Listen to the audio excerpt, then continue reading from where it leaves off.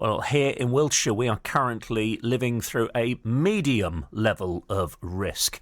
Earlier today, the medical director of the NHS in England confirmed the number of cases had quadrupled in the last 3 weeks, and hospital admissions and deaths were indeed rising. Three Nightingale hospitals in Manchester, Sunderland and Harrogate are being put on alert to be ready for an influx of COVID-19 patients. Well, of course, Danny Kruger is Conservative MP for Devizes here in Wiltshire, and he joins me this afternoon. Good afternoon, Mr. Kruger. Hello, Graham. What's your reaction to what the Prime Minister announced this afternoon? Well, it's very sad that we are now having to move into a much stricter regime, and I, like the Prime Minister and everybody in the government, really regrets the necessity of these new restrictions. But I think it was a good statement. It's clear. The great challenge we've always got is how do you reflect the differences across the country and the different parts of the population. Different people have very different circumstances. Different areas have different cases, levels of cases, and yet we need clarity across the country about what the rules are.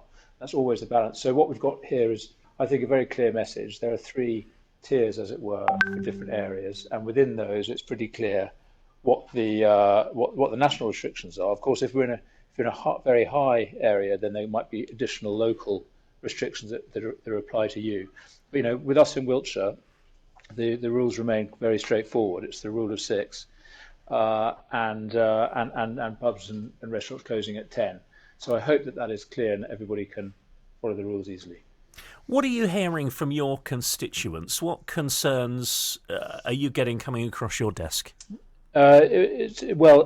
Lots of different ones, and that's of course the challenge for an MP trying to represent everybody.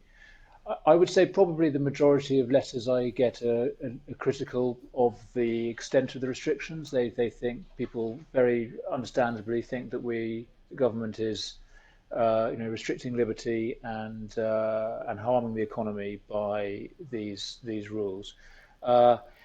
I also get letters from people who think that we should be acting, doing more at this stage and putting in place, swifter, tougher restrictions.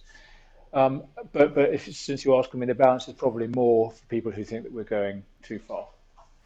Officials say there are more COVID patients in hospital now than there were when full lockdown was imposed in March. So, there is that question. Is enough being done?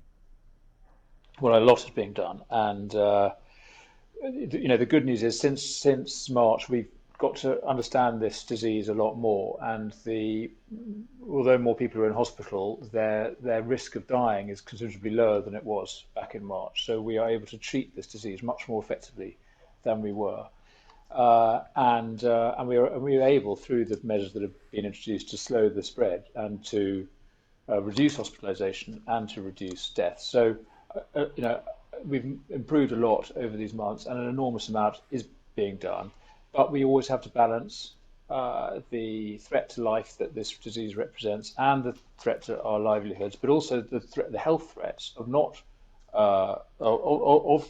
restricting, of closing down society, closing down the economy. We need to constantly remember that there are two sides to this, and if we think about health just in terms of COVID, we'll forget all the other health considerations that we need to remember. We are in Wiltshire regarded as medium risk at the moment. Listening to what the Prime Minister said earlier, what is the message that we in Wiltshire need to take on to stay at medium risk and to not increase higher? Well, we need to follow the rules, and that's difficult. I've made my own mistake a few weeks ago, forgetting to put my mask on when I got on a train. So I'm not one to preach that it's easy to remember to do everything, but the rules are quite straightforward. I don't think in Wiltshire we can say that they're confusing. We just need to do what everybody knows is the right thing to do: stay apart from each other as much as possible, wash your hands. Don't touch your face, and keep apart, and recognise that if we all do this together over the coming months, we will get back to normal quicker. If people think that the rules don't really need to be obeyed, or that it's okay for me, I can flout them, then we will be in the situation for longer because the disease will spread worse. So we've got to we've got to do what we can over the coming months to suppress the infection in time for a vaccine to come, in time for the disease to spread naturally through the population in a way that's containable and not overwhelming the NHS. Any news on a vaccine while I've got you?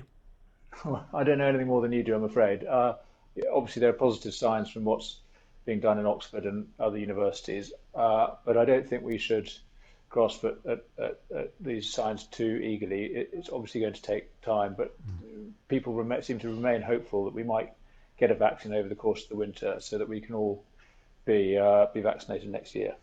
I appreciate your time, as always. Danny Kruger, Conservative MP for Devices.